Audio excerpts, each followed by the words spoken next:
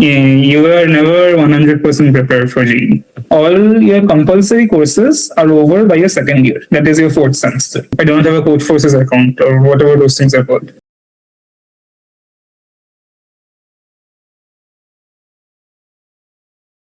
All India ranked 338 in JEE Advanced, 87 in JEE Main, 7th in West Bengal JEE, being top 1% in NSEP, NSEC, NSEA, 95.8% in 10th and 97.8% in 12th grade, and that is just the trailer.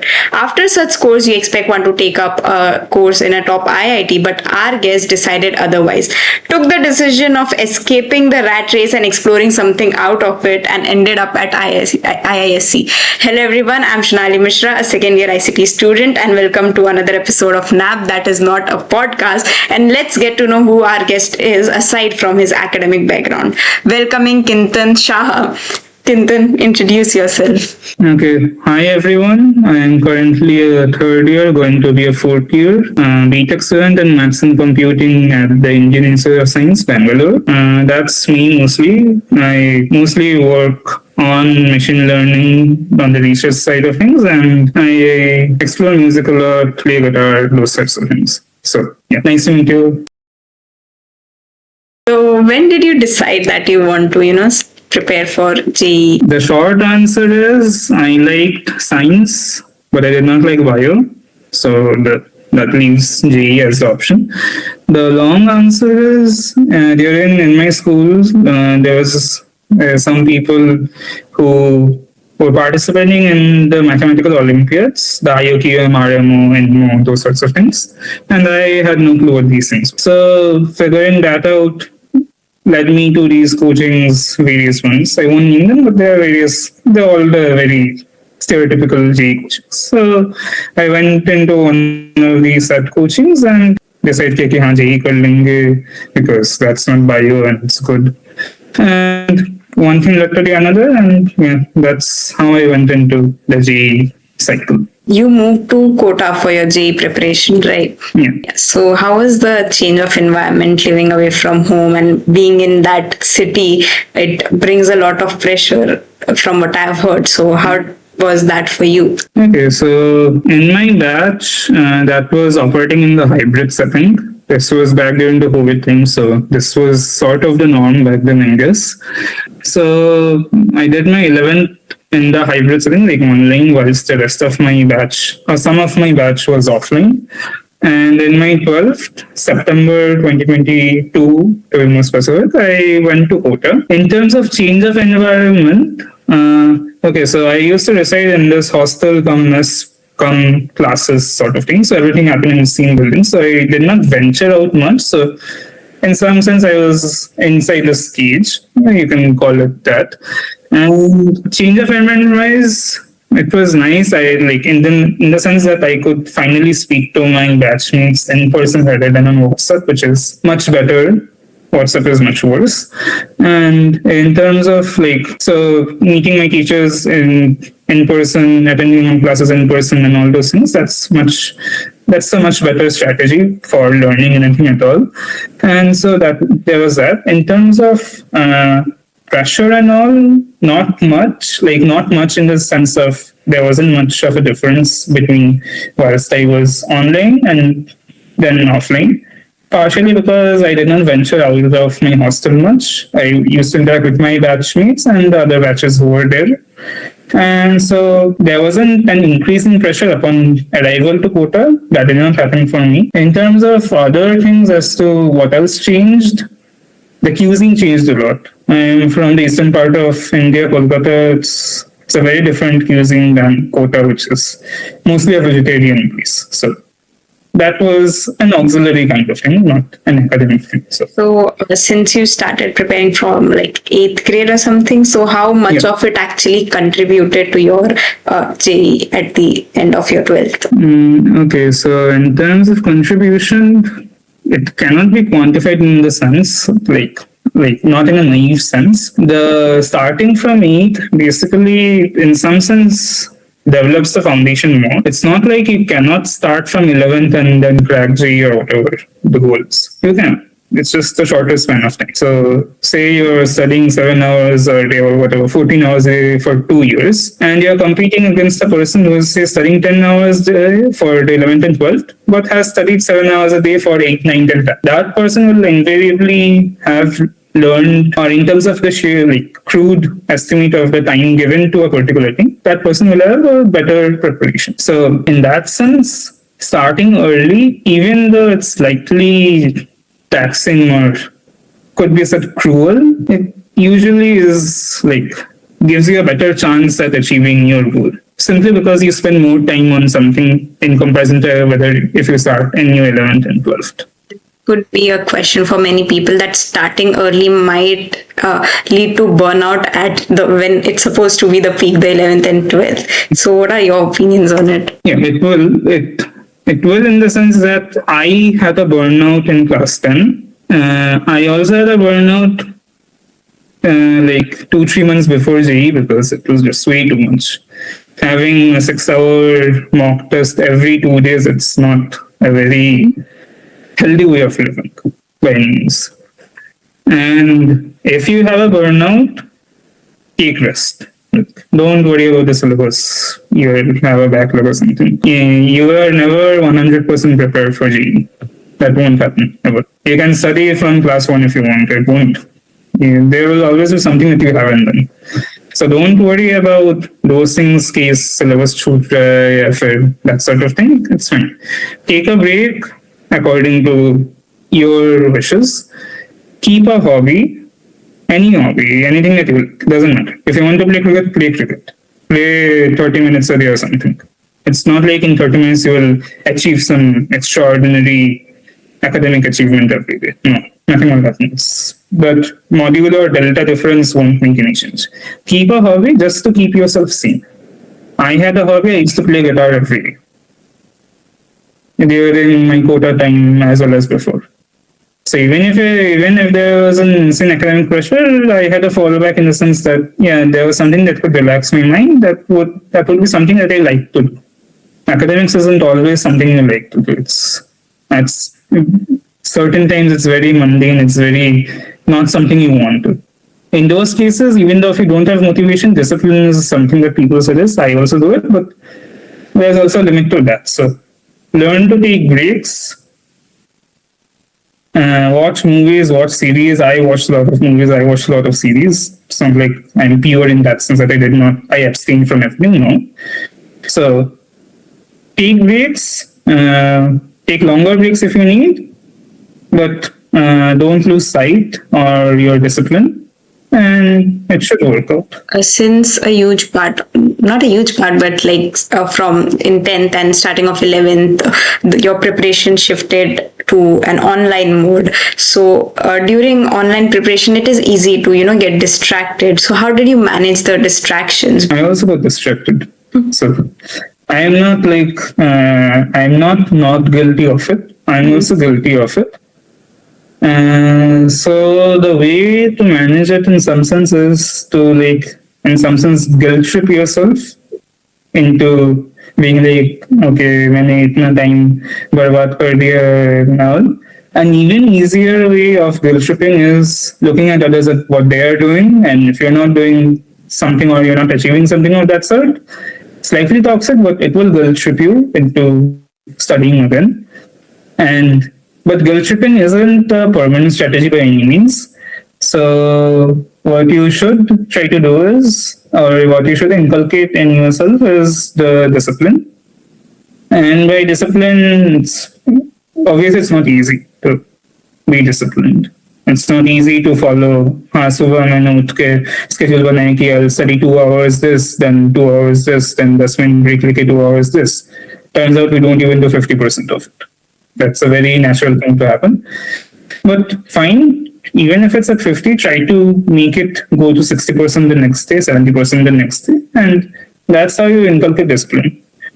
And so if you are disciplined, it does not in some sense matter if you're motivated, because you know how to follow the rules, you know how to follow your schedule, and you'll do what needs to be done. So during that time, discipline is the only way to get out of digital addiction in some sense. At least that worked for me. I don't know if that will work for everyone, but that worked out well enough for me.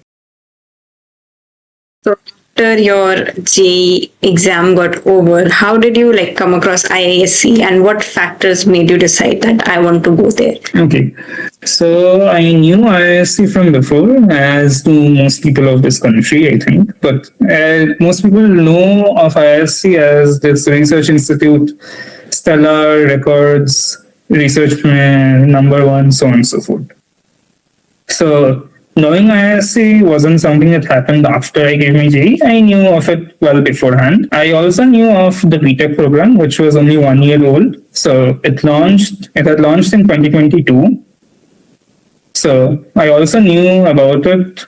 I don't remember exactly how it probably came up on my Google feed or something of news. So I knew about the BTech program. I knew about IISc. Both these things were known to me. Also, the BTech program got a bit famous during my time because the AIR 1 of 2022, he chose IISc MnC Computing over IIT Bombay CSE or whatever other options that he had. So these three factors and the increased PR as a result of this, led most people to know that IISc MnC Computing is a degree that's being offered. As to why I chose IISc, that's a different question. So, at my rank, I had to choose between IISc MnC Computing, IIT Roorkee CSE, and Delhi MnC Computing. So, the first question that needs to be answered is, should I choose a MnC Computing degree or a CSE degree? Because fundamentally, those are two different things. They are for very different curricula, both these degrees, and what have different aims that they are trying to achieve. And for me, okay, so for a comparison between these two degrees, the MnC Computing degree, the CSE degree is more designed to train software engineers in the most general sense. They are trained to know how to work with computer systems and all those things. A MnC Computing degree is more of a blend between the math and the computing side. So it's a choice that one has to make. I did not love coding or a corporate job that much that I would want to go for a CSE degree. Partially because my father is a software engineer, and hence I did not like the schedule of having meetings day in, day out. Slightly orthogonal motivation or something, but yeah, CSE degree I had associated with software engineers, and that's not something I had my eyes set on effectively. So the question then came to what does a MnC Computing degree offer? And in terms of that, it basically gives you the set of tools which are required across almost all branches of science, maths effectively. You learn a lot of math, and turns out that math is used for a plethora of different fields. And so a MnC Computing degree would be my choice because I did not want a CSE degree in the traditional sense. Okay, now, why choose IISc MnC Computing over other IITs MnC Computing? That boiled down to me liking the curriculum of IISc more than the other IITs, and I still hold that opinion. And as to why I have that opinion is partially the following. I think there is also a Reddit post made by some batchmates of mine that also has the same set of points as to why the IISc MnC Computing degree is better than an IIT MnC Computing degree. And so maybe you can link it in when you upload the video, and people can go through it as well. But the short story is that the IISc MnC Computing curriculum has a 50-50 split between maths and computing. This is mostly not true in the IITs. It's mostly a 70-30 split. Maths has a greater weightage. Partially the reason is because the math department at the IITs conduct the maths and computing program. At IISc, there is no one department which conducts the program. It's an independent interdisciplinary program as they want to call it. Basically, they don't have a parent department. So that leads to a 50-50 split between courses in the math pool and the computing pool. That is the core courses or the compulsory courses that you have to take. Okay. And then the next benefit of IISc's degree is that all your compulsory courses are over by your second year. That is your fourth semester. From your fifth semester, it is your fifth, sixth, seventh, eighth. All these 4 semesters, you can choose any course that you want from the institute. Everything is an elective. You can do whatever you want. You're subject to meeting some credits criteria. You can choose to go into physics if you want to. You can choose to do computational biology. You can choose a very different way. You can choose hardware. No one has done that, but you can do it. So, in a sense, IISc offers a much greater degree of freedom than the IIT's curriculum. And the other thing is that a lot of IITs have compulsory courses in their 7th semester. That is your last year, the first semester in that. And an issue that arises as a result of that is you cannot do internships in your 7th semester, which a lot of various institutions offer. I, for example, I am going to do an internship outside of IISc in my 7th semester. That would not have been possible if I had gone to an IIT. But yeah, that's sort of cosmetic, but it's, in the sense, what I'm trying to convey is that IITs have compulsory courses stretched throughout your 4 years. And so, in some sense, it's less, there's less freedom, it's more restricted. But also, it's more focused in the sense that if you take a degree, it will train you for that purpose. IISc's degree is more open. It's up to the student to decide as to what they would want to become. They can choose a very 2 orthogonal fields of interest and try to work in there. So it's more freedom, less focused, and hence, for me, that was a better option. For me, I like that freedom aspect more. I did not want to be constrained in one direction. Because basic reason for that is that after you give your JEE, you have no clue what you want. Very simply, you spent 2 years, 3 years, 4 years, 5 years, any number of years just doing one thing. And now you're asked to choose a degree that you want to spend the next 4 years in. Mechanical, civil, chemical, whichever one. And you have no clue what those things are. And it's not like you will suddenly know what these things are in by the time you fill your JUSA. And so in that sense, a degree that gives you more freedom to choose what you want to do is something that I like about IISc's program. And hence, that was what I stuck to. The other reason why I chose IISc was the following. So the rat race that exists during JEE, that in some sense still persists in the IITs, anecdotal evidence. My friends who are in, say, IIT Bombay, CSE and all, they have told me this, that the rat race that was there during JEE, that's still there in the IITs. And now, but previously the rat race, the goal was to get JEE, crack JEE or AIR under some XYZ number. The rat race has now, the goals have shifted to who's getting a quant internship, who's getting a placement at Jane Street, October, so on, so on. And if not, then who's getting a software dev role at Google or something of that sort. So it's still a rat race. Everyone's still chasing the same thing. Everyone's still fighting with each other on getting these placements or jobs or internships or pre-internships now even. That's also a thing now. So yes, rat race persists in the IITs as per the anecdotal evidence that I had received back then as well as now. IISc does not have this at all. Partial reason is it's not that IISc is a research institute or that. It's not like it is a research institute. The rat race not existing is not an outcome of it, or rather a slight outcome of it, is because since the research institute thing is there, the culture at IISc is more like you figure out what you want to do and you do it. So effectively, everyone's exploring different things. So there's no such thing as the entire batch trying to go and get a quant job or a quant internship. Everyone is doing their different thing. There are people who are completely orthogonal to each other in terms of what they're doing. And so that results in maybe 2 or 3 people trying to do the same thing. And that's not a rat race anymore, it's just healthy competition.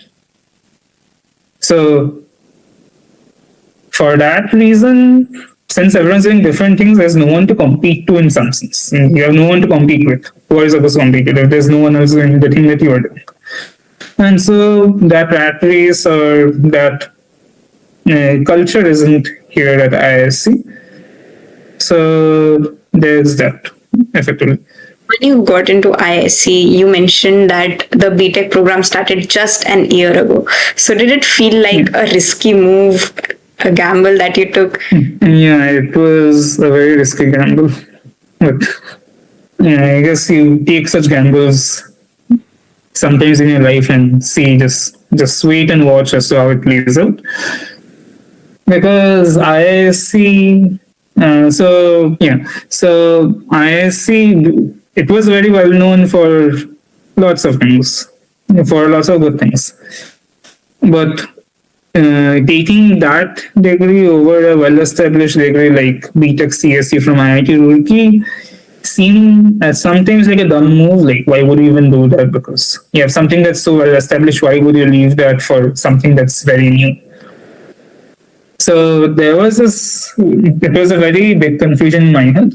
A partial reason as to why I chose IISc in the end was the following. So back then, the way to apply to IISc was you have to open the IISc admissions portal. There is a BTech column. You have to fill it. You have to fill your details, your advanced scores, etc., and then you submit it. And 3-4 weeks down the line, they send you an offer letter if you have been accepted. That's no longer the case. Now it's through JOSA. But during that time, if you get the offer letter, to accept it, you first have to come to IISc to attend an in-person counseling. And only then you can accept the offer letter. So that made me come to IISc, the campus, visit the campus, attend certain events before I had actually accepted the offer and joined the institute. And exploring the campus, it was very green. Bangalore weather was perfect. I come from Kolkata, it's stupidly hot. Stupidly hot is stupidly humid.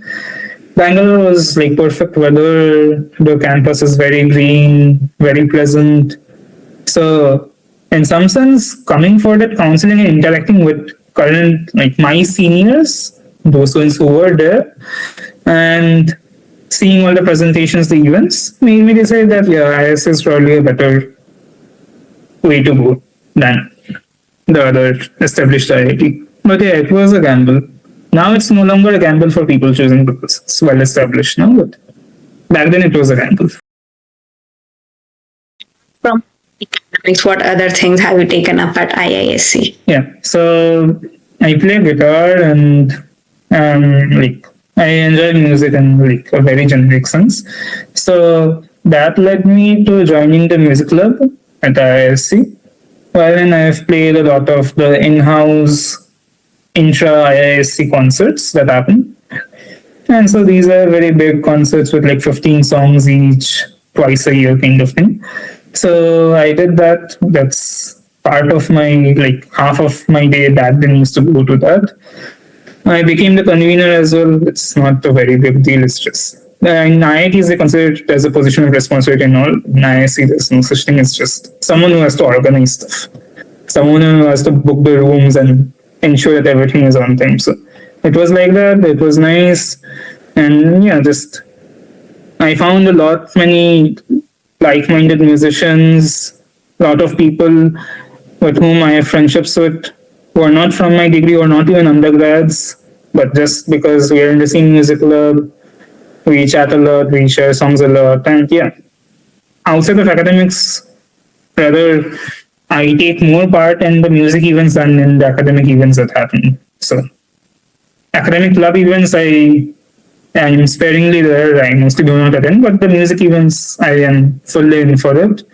So yeah, I enjoy that part very much about IISc. It has a very good music club. What's your experience been at IISc for the past 3 years? Very good. In 2 words, very good. Bangalore as a city is also very pleasant, very nice. Much better in terms of weather than my home city. And also IISc being half filled or more than half filled with forests makes it even cooler. So the aesthetics wise, or whatever you want to call it, I find it very nice. In terms of other academic things, I now realize taking or choosing IISc has been a better choice for me, because I currently work in this field called ML theory, machine learning theory. Effectively, what you want to do is you want to give performance guarantees, in the sense that if I give you some input and you throw some XYZ machine learning model at it, I want to tell you with the highest possible confidence what the output will be. That in general is a hard question. We still don't know how ChatGPT and all these things work, even though they work very good, but we do not know as to how well they work or how they work or those sorts of things. So I work in effectively that field, and IISc, so obviously if you have two options, you either take a job or you do research, but how do you choose between the two? So the courses here and the experience here has led me to tilt myself towards research, and I plan to do a PhD and all those things. So, and I do not think, in my opinion, this would have been possible if I had gone to an IIT, partially because since the IISc environment is like, yeah, find out your own thing, do different things sort of thing, there is no comparative programming culture, actually. Like, at least during when I was a first year, it was non-existent. I'm not very sure if it's there now, but it was non-existent back then. And so everyone was trying different things. We were discussing, we are even this, what are you doing? And the other undergrads were the Bachelor of Science people, with whom I share, like, I know them very well, and we discuss different things, and those are not even CS related, it's just physics related, maths related sort of things. So everyone's doing different things, everyone's exploring different things. I could explore as freely as I want without like doing lead code problems. I still haven't done any. I don't have a Codeforces account or whatever those things are called. I don't have an HackerRank account. I actually don't know what those things are. So I'm very illiterate in those topics, but I could explore a lot of different things, which I feel I could not have if I were an IT. It's not like you cannot do it. It's more like, since everyone else around you is doing something, you also end up feeling FOMO or whatever you want to call it. You also try to do the same thing. So in that sense, the culture is more open here and more restrictive there. That's my opinion. And yeah, IISc's culture and IISc's coursework and the other various things, auxiliary things, made me, like, it fulfilled my desire, or whatever you want to call it, and made my decision of choosing IISc back 3 years back. I'm satisfied with that decision now. Speaking of finding your interests, and this comes even when you are, picking out what course you want to pursue. There is one thing, CS, but even apart from that, what if you are interested in something apart from CS? Like, how do you actually pick out your interest? How do you find it? How did you find it? This can be answered in like two levels. One is that why choose a CS degree in the first place? The second is that if you're at, say, IISc MnC Computing, how do you choose which subfield to specialize in? I'll first answer the second one. The first one is a bit based why you should do a CS degree. I also don't know much. It was just like, yeah, let's just do it. It had math, it had CS. I knew both a bit, so I was like, just do it. The second one I can answer a bit more descriptively. So, how do you know which subfield to do? Okay. I can tell you what IISc does that helped me. So IISc's program is such that all your compulsory courses are over by your second year or your fourth semester. So you have 2 whole years, that is semesters 5, 6, 7, 8. You can choose any elective from any department in the institute, subject to some minor credit requirements. That, yeah, you have to choose, say, 5 to 6 courses from the CS math departments. So, and 5 to 6 basically means that's like one semester. So, in terms of content, you have 3 whole semesters to choose whichever course from any department that you want. You could choose to do physics courses. That's not a very good option. You should have taken a BS degree. But if you want, you can do a physics course. Sort of. So it gives you that much freedom. And okay, but now how do you choose within that freedom? More freedom is just more confusion. It's just more noise. You don't know what to choose. So in that sense, you have seniors to speak to. We hold course discussion meetings before every semester, stating, yeah, this is this course, this is nice if you want to do this, so on and so forth. But that's just us giving our opinion. The core courses, the compulsory courses that you do until your second year, they expose you to all aspects of, like the foundational rather aspects of math and all 3 sub-areas of CS. The 3 sub-areas being, you can either work on algorithms, theoretical computer science. You can work on systems, computer systems, making compilers, making operating systems, those sorts of things, GPU performance, so on and so forth. Or you can work on machine learning. So the courses in the first 2 years are such that you are exposed to all 3 aspects of CS and foundational courses in math.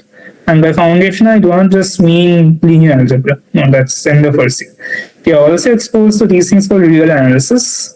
It's not like, I cannot explain what that is, but basically you formalize your definitions of limits, continuous functions, differentiable functions, all these things, you put it in a very rigorous framework. So you are exposed to very rigorous math as well. And so that gives you a taste of everything. Now, say a person likes the rigorous math course but does not like the CS courses much. That person then chooses to just take math courses as his electives. I have friends who have done that. They're only taking math courses. They are nowhere near CS at all. They haven't written a single line of code in the past 1 year. And that's a very weird thing to say as a CS student, but they haven't. I mean, that's a different thing that nowadays AI tools are writing the code, but they are not even doing that. It's just they're doing math day in, day out. And so hence, there are 2 ways to find out what subfield you're interested in, but that's on the course level. So, and also you can take just random courses just to explore it whether you like the field or not. And that's a very viable strategy that you should exploit. Okay, but that leads you to, I have done a bunch of courses, I have liked these, I have not liked these. Okay, now if you like it, that's nice, but if you want to do research or you just want to learn more about that field, what you can do, you can just contact the faculty who took that course or other faculties who work on that topic and just ask them for a project in some sense. And if they agree, all well and good, you do a project with them, you figure out whether you like that field more or not. And if you don't, they will most likely just tell you that, yeah, take these more courses that will make you more well equipped to work in the field I work in. So that's how, in some sense, you build your research profile. That is, you take different courses, you find out what you like, what you don't like. The courses that you like, you explore more in those areas with faculties, and by discussing with others who are also interested in the same thing. So that, in some sense, is how you go about doing it. But if you want a job, none of this matters much. The courses don't matter much. You can just spend your time doing comparative programming. Courses won't help you much in that aspect. Yeah, but there is again this divide as to whether you want a job or not. So that depends on person to person, and that people themselves have to figure out at some point. I decided I did not want to, I want to do a PhD, and that's mostly because I like the field I'm working in and I want to do it more. But why not a job? I just did not so a job would end up involving a lot of coding, and I had to do few projects that involved a lot of coding, and I just did not like it much. So and I figured out that I am better at doing research in the sense that I am better at doing math than I am at coding. So I was like, yeah, let me just do a PhD. I like this topic. It's fun. I like working on it. I don't like writing code that much. So let me just do a PhD. For others, it's not that obvious as to how you make the decision, but every person is different in that aspect. So it's a personal thing. Yeah. Speaking in the context of jobs and even when coming to pursuing further studies, do you think the IISc tag does help? Like it does open doors which would not have been possible normally. Okay, so for PhDs, yes, the IISc tag is very well known globally. Mhm. For jobs, maybe the IIT tag is better. But I can only say about IISc and IIT. I cannot comment on the other technical institutions because I do not have much idea about them. But if you're looking for a job and if you're looking for the tag per se, then the IIT tag is better. But there's this misconception that everyone at IISc works only on research. There, if you want a job, the IISc is the wrong place for you. That's not true. And why that's not true is, as an evidence, my seniors who are graduating this year, that's the first batch of BTech, there were 50 people. 30 people are going for a job. They're joining the corporate sector and all those things. 10 people are going abroad for their masters and PhDs. And 10 people are continuing at IISc for an integrated MTech. That's the thing you can do if you join any BTech at IISc. So there are currently 4 BTechs. I don't know if that's also well known or not, but there are 4 BTechs. And if you join any, you can continue 1 extra year and get an integrated MTech as well. And they are getting integrated MTech and the whole, they are doing that because that will give them more time to build a stronger profile for an eventual PhD. So there is a 60-40 split with 60% people going for a job and 40% people going for higher studies or PhDs or something of that sort. So, and these 30 people going for a job, they have gotten very good offers alike. And so it's not like you won't get a job at IISc, you will. And the conception that people at IISc only do research is also untrue. It's false. And another evidence of this is that IISc takes in 1,200 MTechs a year through GATE and through GATE. And so it's not like these 1,200 MTechs are going for PhDs or something. Most of them end up going for jobs. So, and IISc's population is like that. So you'll have 2,000 PhDs, 1,200 MTechs mostly going for jobs, and now the undergrads are in certain number, and almost 60-70% of them are going for a job, or 50% of them are going for a job, 50% are going for research. So it's very diverse in that aspect. You have people doing different things, but it's not like people are only doing research. No, a significant chunk, a majority chunk is going into jobs, taking up jobs, theoretical software engineer, data scientist, whatever you want to call it. So that's it. Yeah. Coming to our final question, what is one piece of advice that you would want the viewers to take away from this video? Piece of advice. Not really sure what would be useful because every advice is generic to someone or the other. It's just very specific advice. But yeah, if you are a JEE aspirant or something, you will have your ups and downs and all. You feel like nothing's happening, kuch nahi ho raha, scoreboard nahi raha, kam ho raha, kind of thing. And if you're a JEE aspirant, just trust the process and just keep on working.